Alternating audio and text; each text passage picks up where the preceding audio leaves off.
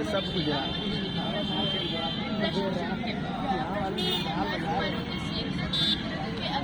अग्निवर्ण से सुदर्शन, सुदर्शन के शंखण, शंखण के प्रवर, प्रवर के रघु, रघु के कुपुष्प, कुपुष्प के पिताजी का नाम भागीरथ, भागीरथ के दिलीप, दिलीप के अंशुमन, अंशुमन के असमान, असमान के सगर, सगर के असद, असद के भरत, भरत के ध्रुव संधि, ध्रुव संधि के सुसंधि, सुसंधि के मानधाता, मानधाता के युवनाश, युवनाश के धुंधुमान,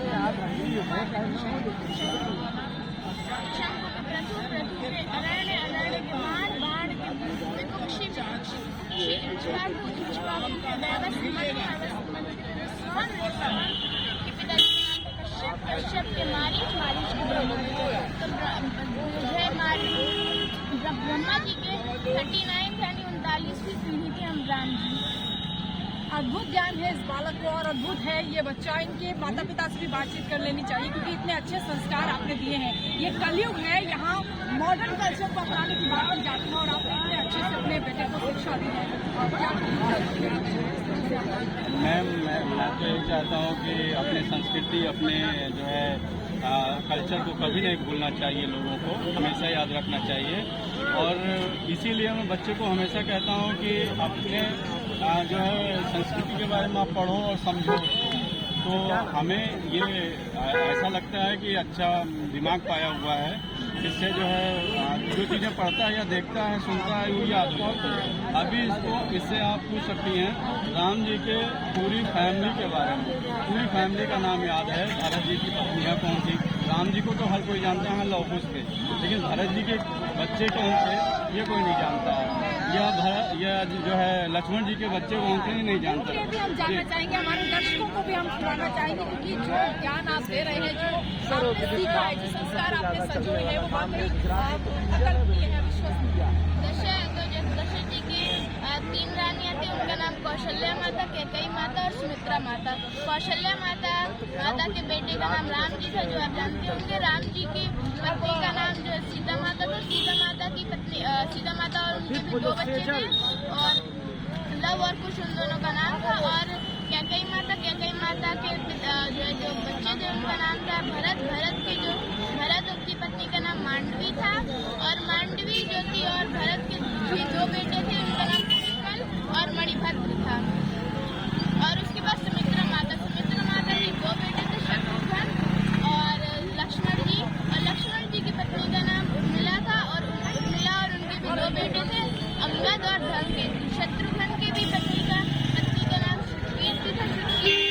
दोनों के भी 2 बेटे थे, सुबाहु और शत्रुघाती। और मैं आपको ये भी बताना चाहता हूँ, सीता जी थी और उर्मिला जी बहनें थी। और अब सीता जी के जो पिताजी थे उनका नाम राजा जनक था और राजा जनक की पत्नी का नाम सुनैना था। और जो सुकीर्ति और मांडवी थी वो भी सगी बहनें थी। और जो सीता जी के पिताजी थे राजा जनक, उनके छोटे भाई कुशध्वज की बेटी थी। बेटा कितने साल के? 18। कैसे पढ़ाई करती है? मेरी मम्मी कलेक्ट करती है नॉलेज उनके बारे में और कभी कभी थोड़ा बहुत सोशल मीडिया में पढ़ लेता हूँ। हमारे साथ हैं, उनसे भी बातचीत कर लेते हैं। मैम अपना नाम बताइए। मेरा नाम श्वेता सिंह है मैम। मैं खुद ही रामचंद्र जी के वंश से बिलोंग करती हूँ क्योंकि मैं खुद सूर्यवंशी हूँ। इसमें मेरा गांव यहाँ से करीब 15-16 किलोमीटर पड़ता है, देवगढ़। मेरे देवगढ़ मतलब इसका नाम पहले जदीदपुर था। नमस्कार। जदीद के नाम से हमारे गाँव का नाम जदीदपुर रखा गया था। नमस्कार। शायद नाम है वहीं पे दर्शन की समाज भी बनी है, समाधि बनी है। तो मैं जो सोचती हूँ, जो मेरा वंश है, जो मेरे रामचंद्र जी ने इतनी तपस्या करके 500 सालों बाद आ रहे हैं अपनी जगह पे, दिमाग में जो सबसे पहले तो एकाउंट ऑफ नाम कोई बोल भी नहीं सकता। मैं सोचती हूँ कि अगर मैं अपने बच्चे को पढ़ाऊंगी तो कल वो अपने बच्चे को पढ़ाएगा।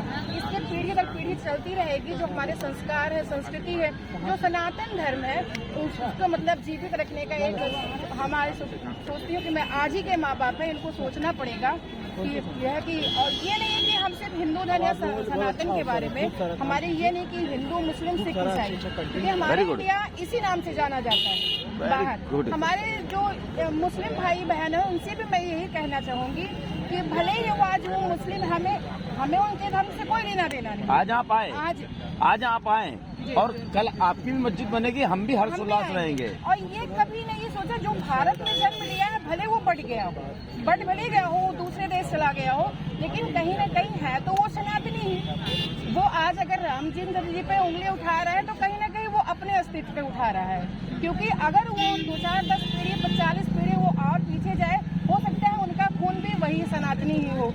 तो प्लीज मैं यही कहती हूँ अपने हिंदू भाई बहनों से, मुस्लिम भाई बहनों से, कि एक दूसरे पर कटाक्ष न करें, उंगली न उठाएं और एक दूसरे का धर्म का सम्मान करें और भाईचारे से रहें। मैं बस यही कहना चाहूँगी। अभिभावकों के लिए आपका क्या संदेश होगा? अभिभावकों अच्छे संस्कार आप अपने बच्चे को देखिए, अभिभावकों के आज सब लोग सोचते हैं कि ज्यादा से ज्यादा माँ बाप अपने बच्चों को इंग्लिश मीडियम में डालते हैं, तो मैं भी डालती हूँ। मैं अपने स्कूल में बच्चों को जाती हूँ, मैंने कहा था कि ठीक है इंग्लिश आप पढ़ाइए, बहुत जरूरी है हर चीज की तैयारी के लिए, क्यों, लेकिन हिंदी हमारी पहचान है, प्लीज उसको आप बढ़ावा दीजिए, क्योंकि सोशल काम तो ज्यादा से ज्यादा हमारे हिंदी मीडियम से ही होना है।